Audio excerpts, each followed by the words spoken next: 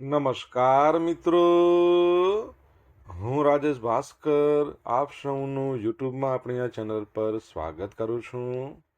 મિત્રો, આજે આપણે તારીખ 1 માર્ચ 2026ના કેટલાક મોસ્ટ ઇમ્પોર્ટન્ટ કરંટ અફેર અને અગાઉની પરીક્ષામાં પૂછાયેલા કેટલાક ઇમ્પોર્ટન્ટ પ્રશ્નો વિશે ડિટેલમાં ચર્ચા કરીશું, જે આપને આવનારી પરીક્ષા માટે ખૂબ જ ઉપયોગી સાબિત થશે. તો મિત્રો, આપ આ ચર્ચા સાથે જોડાઈ રહેજો અને વિડીયોને પહેલેથી લઈને છેલ્લે સુધી પૂરેપૂરો જોવાનો આગ્રહ રાખજો. તો ચલો મિત્રો, શરૂ કરીએ. શરૂઆત કરતાં પહેલાં જણાવી દઉં કે જો તમારે આપણી આ યુટ્યુબ ચેનલને સબસ્ક્રાઇબ કરવાનું બાકી હોય તો ચેનલને સબસ્ક્રાઇબ કરજો, નોટિફિકેશન બેલ આઇકોનને પ્રેસ કરીને. અને જો તમને વિડીયો પસંદ આવે તો વિડીયોને લાઇક કરજો, પરંતુ વિડીયોને શેર કરવાનું ના ભૂલતા. તમારા જેટલા પણ મિત્રો જેઓ કોમ્પિટિટિવ એક્ઝામની તૈયારી કરી રહ્યા છે એ બધા મિત્રો જોડે આ વિડીયોની લિંકને શેર કરજો, તમે જે તે સોશિયલ મીડિયા એપ્લિકેશન વાપરતા હોય એમાં. ચલો તો શરૂઆત કરીએ. સૌ પ્રથમ જોઈશું અગાઉની પરીક્ષામાં પૂછાયેલા બંધારણના પ્રશ્નો, જેના જવાબો તમારે મને કમેન્ટ બોક્સમાં લખીને જણાવવાના છે.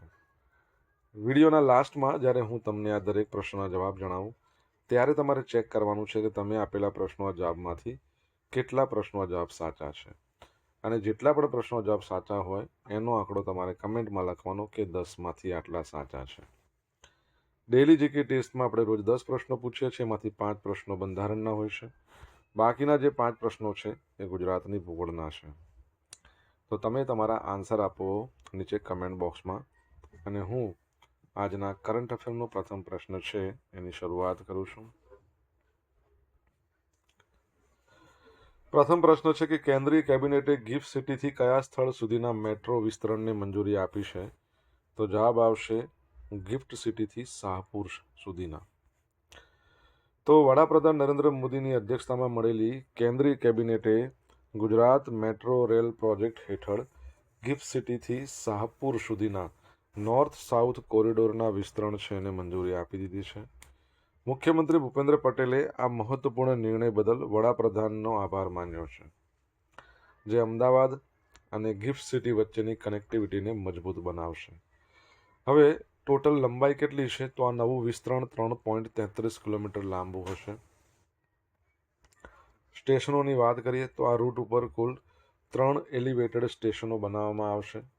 ખર્ચ, પ્રોજેક્ટનો અંદાજિત ખર્ચ 1067.35 કરોડ રૂપિયા છે, અને સમય મર્યાદા તો આ રૂટ આગામી 4 વર્ષમાં પૂર્ણ કરવાનું આનું આયોજન છે.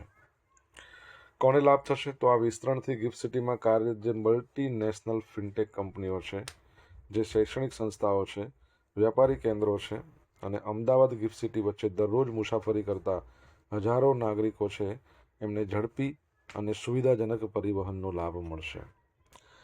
જો મેટ્રોની વાત કરી હોય, તમને ખબર હોય તો ભૂતકાળમાં ભણ્યા હતા કે આપણા ગુજરાતના સીએમ શ્રી ભૂપેન્દ્રભાઈ પટેલ છે, એમના દ્વારા ડ્રાઈવરલેસ મેટ્રો ટ્રેનનું અનાવરણ કરવામાં આવ્યું, અને થોડા સમયમાં 10 ટ્રેનો છે એ આપણા અમદાવાદમાં આવશે.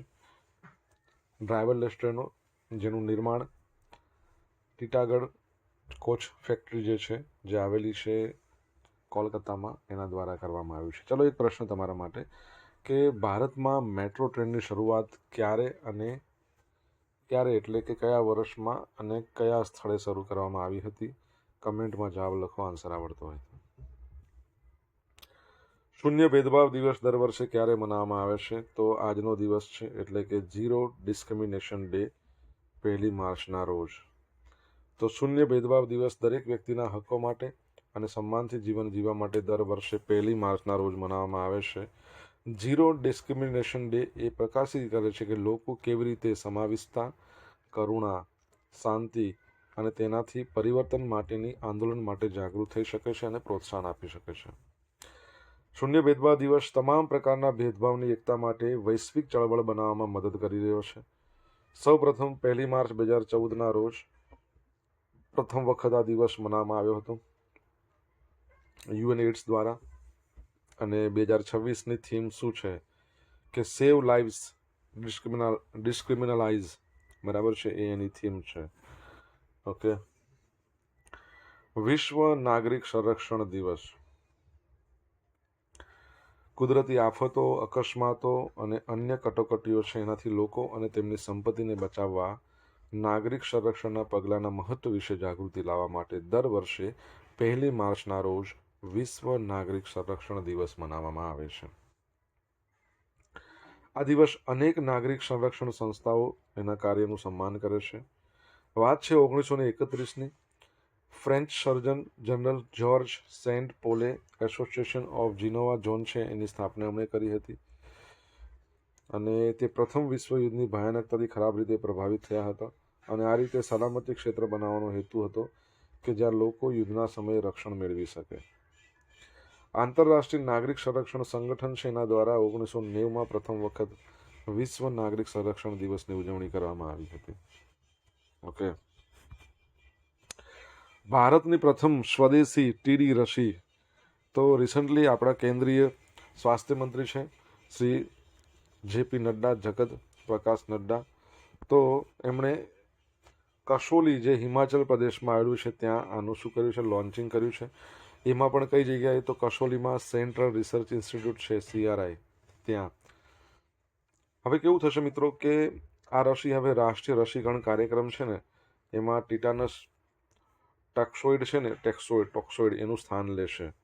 રસી પરથી તમને પ્રશ્ન કે ભારતમાં રાષ્ટ્રીય રસીકરણ દિવસ આપણે ક્યારે મનાવીએ છીએ. આ રસી ટીટનસ એટલે ધનુર અને ડિફ્થેરિયા ગળાનો સોજો બંને સામે રક્ષણ આપે છે. લક્ષ્યાંક એવો છે કે એપ્રિલ 2026 સુધીમાં 55 લાખ ડોઝ સપ્લાય કરવાનું લક્ષ્ય છે. ડિજિટલ પ્લેટફોર્મ રસીકરણના ટ્રેકિંગ માટે યુવિન આવા પ્લેટફોર્મ છે, આવો પોર્ટલ છે એનો ઉપયોગ કરવામાં આવશે. બરાબર છે મિત્રો. વિડીયો પસંદ આવ્યો હોય, ભણવાની મજા આવી હોય તો વિડીયોને લાઇક કરો, તમારા મિત્રો જોડે વિડીયોની લિંકને શેર કરો. આપણી બંને યુટ્યુબ ચેનલ રાજેશ ભાસ્કર 2 જો સબસ્ક્રાઇબ કરવાનું બાકી હોય તો એક જ વાર સબસ્ક્રાઇબ કરવાની છે, નોટિફિકેશન બેલ આઇકોનને પ્રેસ કરીને.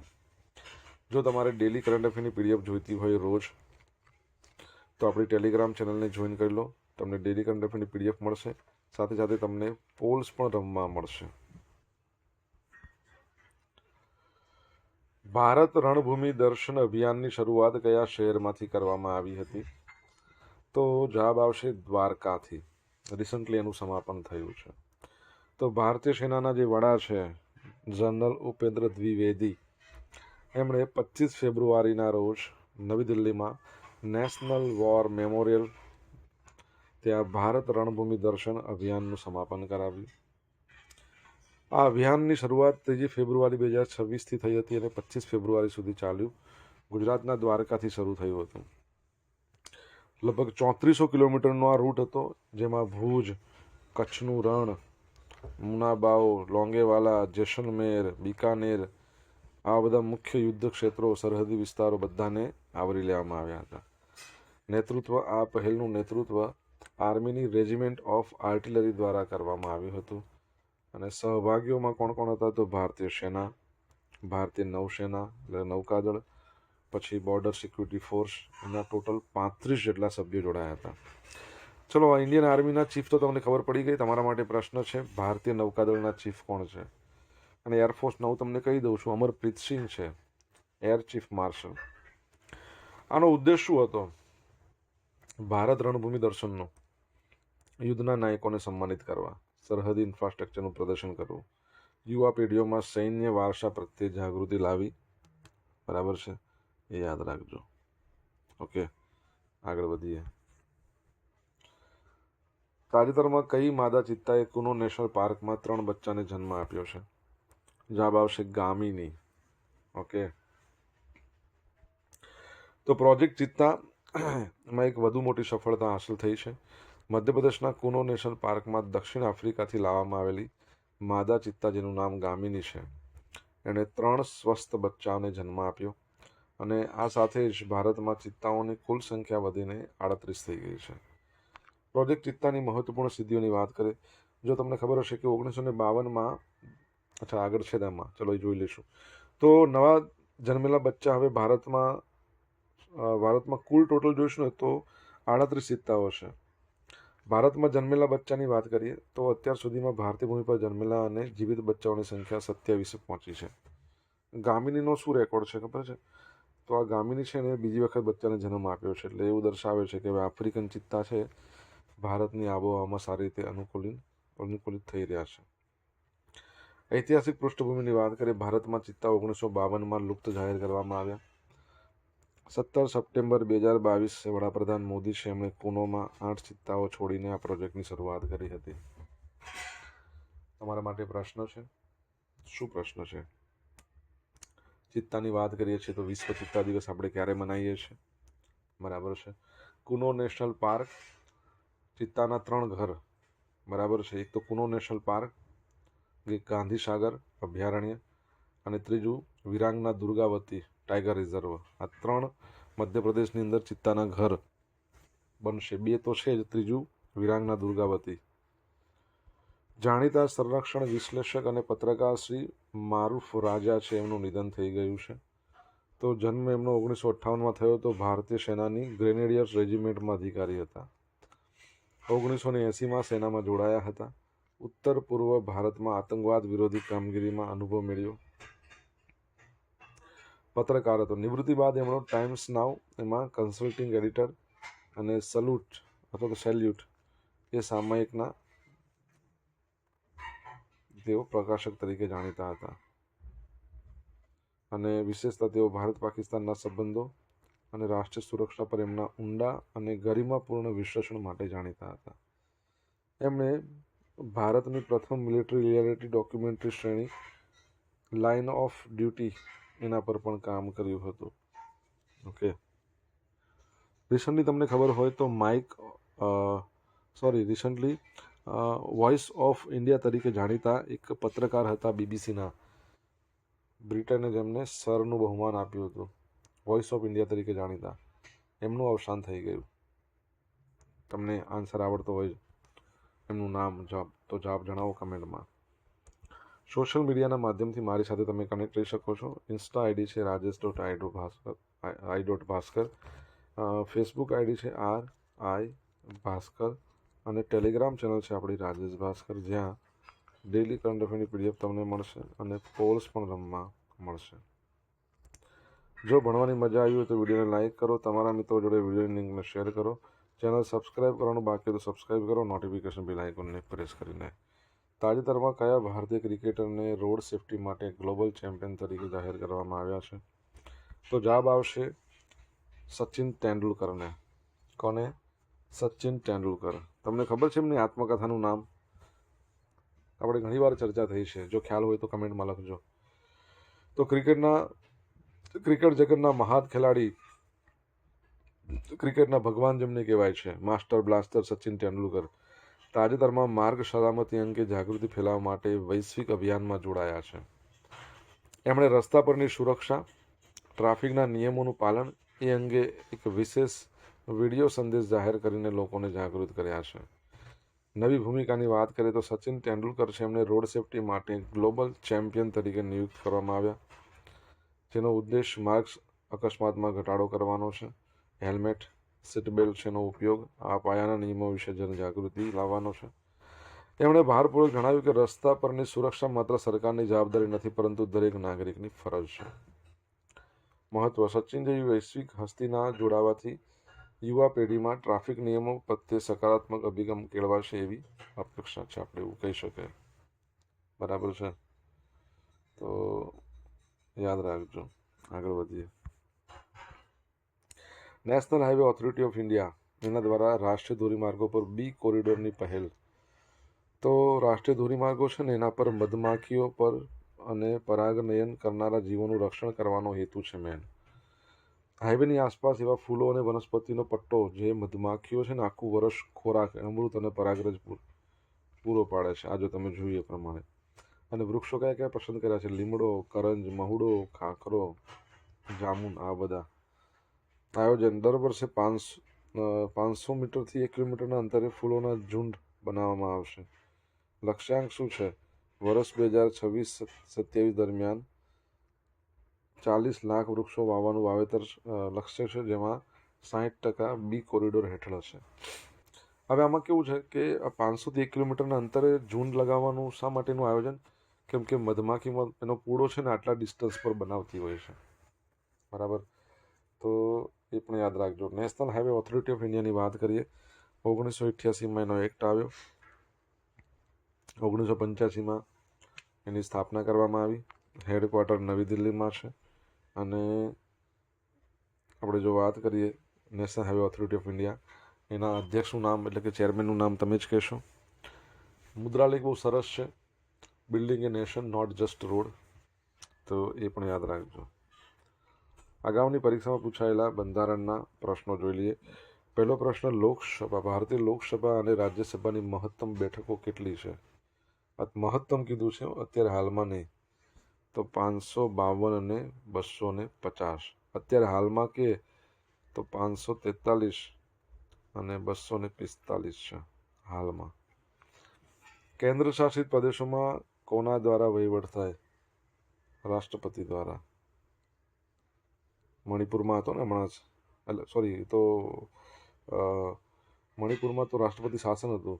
કેન્દ્ર શાસિત પ્રદેશોની વાત કરીએ તો આપણા 8 યુનિયન ટેરેટરી છે એ. ભારતના બંધારણના રક્ષક તરીકેની ભૂમિકાઓને કોણ ભજવશે? તો ભાઈ આપણી સુપ્રીમ કોર્ટ ઓફ ઇન્ડિયા. એક જ વ્યક્તિ એક કરતાં વધુ રાજ્યમાં રાજ્યપાલ તરીકે રહી શકે એવી જોગવાઈ બંધારણના કયા સુધારા દ્વારા કરવામાં આવી હતી? 7મા નંબરનો સુધારો હતો. અત્યારે એવું જ છે, ગુજરાત અને મહારાષ્ટ્રના ગવર્નર એક જ છે, આચાર્ય દેવવ્રત. હાઈકોર્ટના જજ તરીકે નિમણૂક મેળવવા માટે હાઈકોર્ટના વકીલ તરીકે અથવા કાયદા અધિકારી તરીકે કેટલા વર્ષનો લઘુત્તમ અનુભવ જરૂરી છે? 10 વર્ષ. હવે મિત્રો જોઈશું અગાઉની પરીક્ષામાં પૂછાયેલા ગુજરાતની ભૂગોળના પ્રશ્નો. પહેલો પ્રશ્ન શું છે કે લીગો ઇન્ડિયા પ્રોજેક્ટ જે છે એ શાનો અભ્યાસ કરવા માટે, મતલબ અભ્યાસ કરવામાં આવે છે એમાં? તો ગુરુત્વાકર્ષણના તરંગો. સેકન્ડ પ્રશ્ન, મિસાઇલ ટેકનોલોજી નિયંત્રણ મંડળમાં 35મા સભ્ય તરીકે કયા દેશનો સમાવેશ થયો? તો આપણા ભારતનો. બાહ્ય અવકાશમાં જીવનના અભ્યાસને શું કહેવાય છે? તો શું આવશે? એક્સોબાયોલોજી. જૂનો અવકાશયાનને નાસાએ સફળતાપૂર્વક કયા ગ્રહ પર મોકલ્યું? ગુરુ. 2015-19 દરમિયાન ભારતની 5000 મેટ્રિક ટન પરમાણુ ઇંધણ પૂરું પાડવા માટે મધ્ય એશિયાનો કયો દેશ સહમત થયો છે? કઝાકિસ્તાન.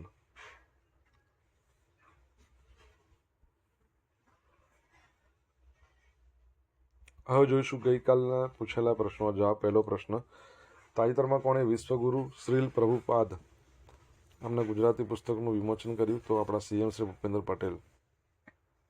વિન્ટર ઓલિમ્પિક્સ 2026ના મેડલ ટેબલમાં કયો દેશ નંબર 1 પર છે? Norway, 41 medal. બરાબર છે. સેકન્ડ નંબરે યુએસએ. ઓકે, ભારતે કોઈ પણ મેડલ જીત્યા નથી. હવે મિત્રો આજે પૂછેલા પ્રશ્નો જવાબ જોઈ લઈએ. પહેલો પ્રશ્ન હતો, ભારતમાં મેટ્રો ટ્રેનની શરૂઆત સૌપ્રથમ 1984માં કોલકાતામાં થઈ હતી.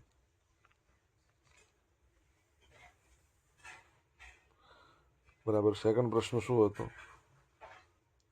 ભારતમાં રાષ્ટ્રીય રસીકરણ દિવસ આપણે ક્યારે મનાવીએ છીએ? 16મી માર્ચ. ત્રીજા નંબરનો પ્રશ્ન, તો નેવીના નવા ચીફ, નવા તો ના કહી શકે પણ હાલમાં ચીફ કોણ છે? તો દિનેશ કુમાર ત્રિપાઠી. ચોથો પ્રશ્ન હતો, વિશ્વ ચિત્તા દિવસ ક્યારે મનાવીએ છીએ? 4 ડિસેમ્બર. અને ઇન્ડિયન નેવી દિવસ પણ આ દિવસે આવે છે. 5મા નંબરનો પ્રશ્ન, તો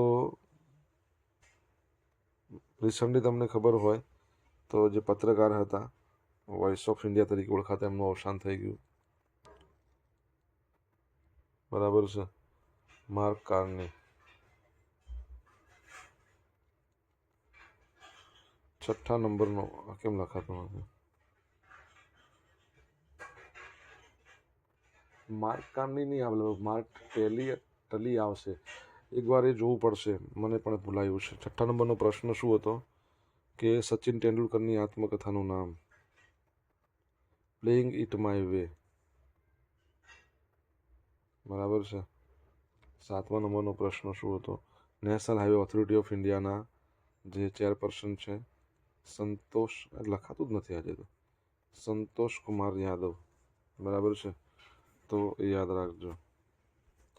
હવે મિત્રો જોઈશું ગઈકાલના કરંટ અફેરમાંથી પૂછેલા કેટલાક ઇમ્પોર્ટન્ટ પ્રશ્નો જેના જવાબો તમારે કમેન્ટમાં લખવાના છે. પહેલો પ્રશ્ન, ગુજરાત સાહિત્ય અકાદમી દ્વારા વર્ષ 2024નો સાહિત્ય ગૌરવ પુરસ્કાર કોને એનાયત કરવામાં આવ્યો? સેકન્ડ પ્રશ્ન, પીએમ મોદીને grand caller of the state of Palestine સન્માન કયા વર્ષમાં મળ્યું? જવાબ આવડે તો કમેન્ટમાં લખજો. તો આ હતા આજના દિવસના કેટલાક મોસ્ટ ઇમ્પોર્ટન્ટ કરંટ અફેર અને અગાઉની પરીક્ષામાં પૂછાયેલા કેટલાક ઇમ્પોર્ટન્ટ પ્રશ્નોના જવાબોની સાથે. આશા રાખું બધાને ભણવાની મજા આવી હશે. મજા આવી તો વિડીયોને લાઇક કરો, તમારા મિત્રો જોડે વિડીયો લિંકને શેર કરો. આપણી બંને યુટ્યુબ ચેનલ રાજેશ ભાસ્કર 2ને સબસ્ક્રાઈબ કરો, નોટિફિકેશન બેલ આઇકોનને પ્રેસ કરીને.